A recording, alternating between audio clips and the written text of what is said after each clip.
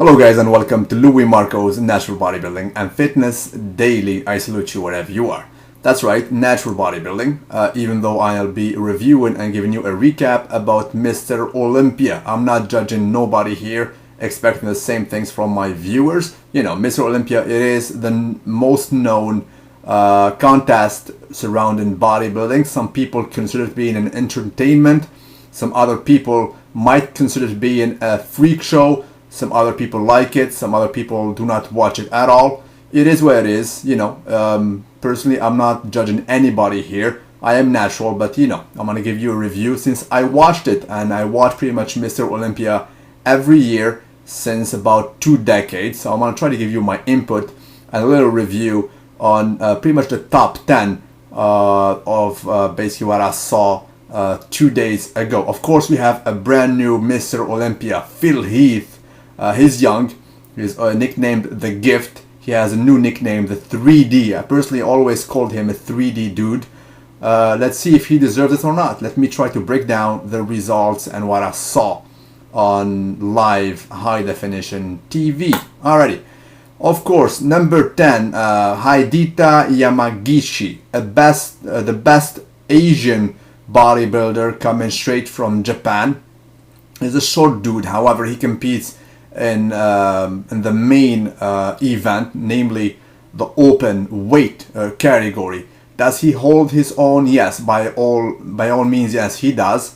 Thing is, you know, he did not change lately. I mean, we see him, he's always consistent. There's absolutely no doubt about it. Always sharp, no specific body parts that jumps at you. So he's a classic blocky in a sort of physique, not my kind of physique. As a matter of fact, he reminds me of his mentor, namely Richard Gaspari. He promotes Gaspari nutrition, and he's like a big Richard Gaspari. Even though Richard Gaspari was able to be number 2 in Mr. Olympia back then, it would not be the case nowadays, right? You know, the genetic was not there, the level is not the same. In today's competition, Richard Gaspari will not even break the top 20 in Mr. Olympia. It is where it is. You know, but congrats to Mr. Dita Yamagishi. Number 9, Ronnie Rockel from Germany. He's an old timer in the circuit. He's trying to learn English, by the way. A little bit too late, right? Because, you know, if you don't speak English, unfortunately, when it comes to promotion and whatnot, it's not a good way to go. That's why he's probably one of the most underrated dudes in the pro circuit. Very classic physique, nice round shaped muscle. I love this guy personally.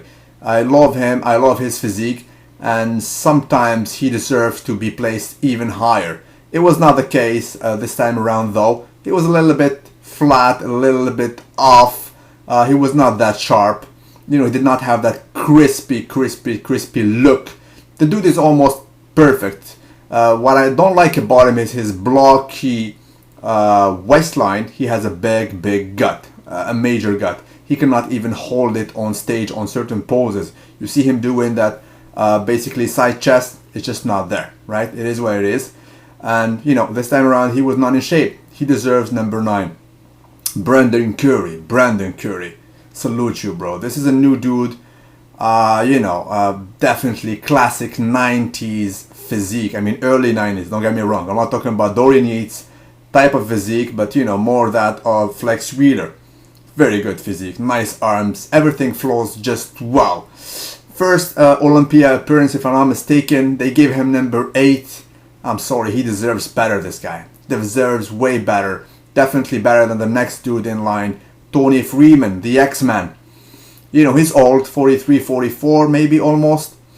He just wasn't there. He's not the same dude. He's getting older.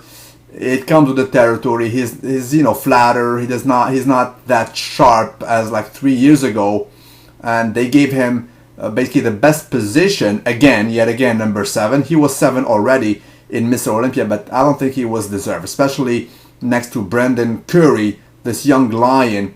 Brandon Curry was definitely better than the X-Man. I don't know why Tony Freeman got even placed in top 10. I'm sorry for you, Tony Freeman's basically fans. I didn't see him there. I mean, his back shot was just nothing. It was just jello. That's what I saw. Next dude, the ex-Mr. Olympia, Dexter the Blade Jackson. another old dude, 40, 41, if I'm not mistaken. Okay, did he deserve top 6? No doubt about it. He was good, but then again, you will always be compared to your best shape, which was a few years ago when he won that Mr. Olympia. We all know that he won it by default because Jay Cutler was very off on that year, but still, Dexter, you know, he definitely holds his own. He was nicknamed the small Flex Wheeler, even though he weighs more than Flex Wheeler, but Flex Wheeler have that optical illusion effect, which Dexter does not have. Fortunately, Dexter, when he poses some back shots, he's narrow, right? When he does that back double biceps, he's just not there. The delts are definitely too close, and the traps are too small. Does not have the big, raw, freakish mass to compete up there. Dennis Wolf from Germany again, a tall dude, you know, one of the Fane's favorite. Of course, he has that major delt width. The upper lats are amazing, probably the largest on stage. When he spreads those front lats, it's just a sight to be seen. Several flaws though, several flaws. Big gut, you know, GH gut, I have to say it. Major problem in the calves, especially the left one. I think he's injured, and especially the lower back. Dennis Wolf has zero lower back, very shallow, no Christmas tree whatsoever. Dude never seen Christmas, never seen any kind of mass or any kind of meat down there. He doesn't have it. I'm sorry. Does not deserve number 5. Does not even deserve top 6. I'm just sorry. When it comes to the peak, he has none. Biceps peak, he doesn't have it. Triceps sweep, none. Why do they place him there? I don't know. Marketing, you name it. You know, this dude has some good features. Definitely not top 6 in Mr. Olympia, in my book at least. Victor Martinez, number 4. Wow, Victor was amazing this year. As you guys know, the dude has several problems, personal problems, injury problems. He lost his mom, his sister, they died unfortunately, and he has basically he had a major injury in his left knee, which basically kept him away from competition for a long time period. But this dude is Victor Martinez, one of the largest dudes on stage. He was impressive, there's absolutely no doubt about it. He is probably the dude with the largest shoulder width on stage, probably in history as well when it comes to bodybuilding. Amazing bellies. I mean, these arms are just crazy. The triceps, biceps, I love a lot of features about him.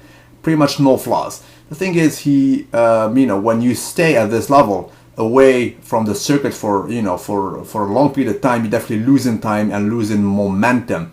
Right now, probably it was the best shape of his life. However, it's not good enough, to be honest, to be Mr. Olympia. The legs are still not there. I don't know if he will definitely ever basically recover that freakish look down there. He's old. He's not getting any younger. Everything was cool there. I mean, that Christmas tree was just freakish. It was just cartoonish for God's sake. But then again, it is a good placing for him. He could not crack the top 2. I'm sorry, but in my book, he should have been at least top 3. Especially when we see who won the top 3. Kai Green. Kai Green was the crowd's favorite, but he was off. The dude, I don't know why, he just doesn't seem to know how to dial in properly for Mr. Olympia like he does when he goes to the Arnold. He won the Arnold already, rightfully so, he deserves it. The guy is a freak, he's a big dude, crazy mass, crazy freakish muscle just about everywhere. Several things I don't like about him though. Of course, his gut, he doesn't control it well. A big, large gut, one of the biggest guts in the circuits, we have to be honest, next to Mr. Dennis Wolf. And when he poses, certain poses, most of them are kind of awkward. They're not like pleasing to watch. I don't know why he doesn't get them right. Front double biceps, back double bicep shot. They look kind of awkward, not natural, and whatnot. However, when it comes to the legs, a lot of people talk about another dude in the circuit, namely Brent Schwarzen, who was not present for because of an injury this year. They say that Brent Schwarzen has one of the best wheels, and they tend to forget Kai Greene. Kai Greene's, by all measures, has one of the freakiest, most impressive wheels in the whole history of bodybuilding. From the lower section to the upper section, everything is just perfect. The glutes, the hamstring. I think they're better than Brent Schwarzen. He has like a freaking peak on the hamstring, which you don't see quite often. Never saw that since Mike Francois back in the day. And Mike Francois, mind you, was a power lifter. So that tells you how this dude is freakish down the legs and pretty much everywhere. But then again, this year he was kind of flat. He was not crisp, does not deserve top 3. I would definitely switch him with Victor Martinez. Martinez deserving third position, better than Kai, at least this time around. We will see if Kai will dial in the next 2 years or so, because he's not getting any younger. Quick, do it quick, Mr. Kai Greene. You deserve to win. You have the genetics, you have the know-how. Try to do it properly. Alright, let's go to the top 2 now. The ex-reigning Mr. Olympia, Jay Cutler. He won it 4 times. He's the only dude who lost the Mr. Olympia and came back to regain it the next year. This time around, he has placed second. We know what happened. Dude came in prejudging. He had an injury in the biceps. He was all bluish. You guys can saw that. Not the first dude who had an injury in the biceps. As you guys know, a lot of people who injures biceps, it is mostly the left biceps. Why? We don't know. But usually it happens not in biceps exercises. It happens rather when they're doing their back. It is what it is. It is a fact. It happened to an ex-Mr. Olympia in 1994, Dorian Yates. However, Dorian Yates, he has torn his biceps completely. It was all smallish. But this time around, if you guys noticed, the left injured biceps of Jay Cutler looked even bigger. Bigger than last year and even bigger than the right side. And all over the forums right now, people are questioning if he did not inject synthol. Synthol is an oil. Of course, it is cheating, but you know, they do other things to cheat as well. So, and as he said it, the dude was ready to do whatever it takes to have an edge. He has said that on an interview. So I won't be surprised if he has injected something in his biceps. I'm not accusing him. It is just a constatation. It is not normal for basically an injured muscle to get bigger, right? And if you guys see his back and front double biceps, that really look awkward. Development of the left biceps when he does the shot, it goes way, way higher than a normal development of the delt. Doesn't make sense. Doesn't make sense to me in the front shot. You might compare it with last year. It doesn't look normal. The color is just not normal. He said it is only a strain. Personally, I've injured my biceps several times. Never had that kind of injury, and especially did not get bigger, right? But it was not the only flaw of Jay. It happened to him exactly what happened the year when he lost to Dexter. The prejudging, he was softer. He had wrinkles all over the lower back. He had some water there. He was flatter as well. He tried to fix that the next day. He did some improvement in a major way. He came in harder. But, you know, with time, what I'm seeing at, you know, Jay Cutler, of course, when he's standing in front poses, he's almost unbeatable. But when he turns a bit, you know, his chest tends to be flat and flatter each year, especially this time around when you compare him to the 3D monster figurine-like freakish number 1, namely Phil Heath. Phil Heath, everything comes at you. I mean, he has bellies pretty much in muscles unheard of. Never heard of somebody having bellies, I'm saying bellies, in the lower back. Never seen that. As a matter of fact, I was calling this a few years ago. I said, this dude has 3D. He has basically muscles coming at you, popping from the lower back. Never seen that, right? You can say Dorian Yates, you can say Ronnie Coleman, but the 3D effect, they have nothing on Phil Heath. I mean, they were larger, no doubt, they had more mass, but when it comes to the lower back, the dude has something coming at you. It's like a freaking peak in the lower back. Never seen that, bro. Is he human? But he has it. And this time around, when he was standing next to Jay Cutler, who is getting flatter and flatter, muscle is definitely flat, like Texas, it just shows. And definitely Jay Cutler was second. He deserves still to be second, but he's definitely not as good as he was. He's 38 by now. We'll see how he does next year, but he needs a lot of stretching. He needs to redevelop his chest. His chest is getting flatter by the year. The rest was okay. I mean, he did not have the crispest shape as usual. We did not see the forehead striated. When it comes to Jay Cutler, 38 is, it's not too old of an age. We've seen Ronnie Coleman getting better with age. It's like wine, it might get better with time. He might have some advantage, that grainy, mature muscle look that you will get with aging. He had it, the second day of posing. But then again, too many flaws. That injury, of course, hindered his back and also especially shoulder development. The left shoulder was definitely not there. The delta was too small. It was visible. He knew it. When he was basically making his shots, he was trying to hide that flaw. It was a major flaw. For an exercise eye, you cannot miss that. The left shoulder was just off. And of course, question about his left biceps. Was it an injection, an injury, and whatnot? Who knows? Personally, I've never seen an injured biceps getting bigger while being injured, right? That's just me.